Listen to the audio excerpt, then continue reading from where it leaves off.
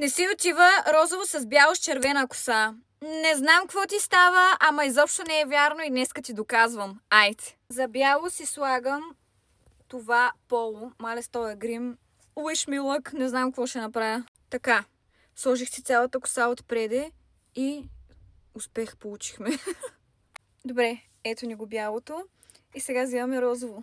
Това е нещо много любимо за мен. Слагам го, за да видите как стои. Първо слагам горната част. Лятото си го нося без нищо отдолу, а пък зимата си слагам едно поло и пак е мега яко. Най-много ми харесва, че има връзки. Трябва да го изгладя, между другото. Кой го казва, че не си отива, бе? Погледни, то е скандално. Правим талия.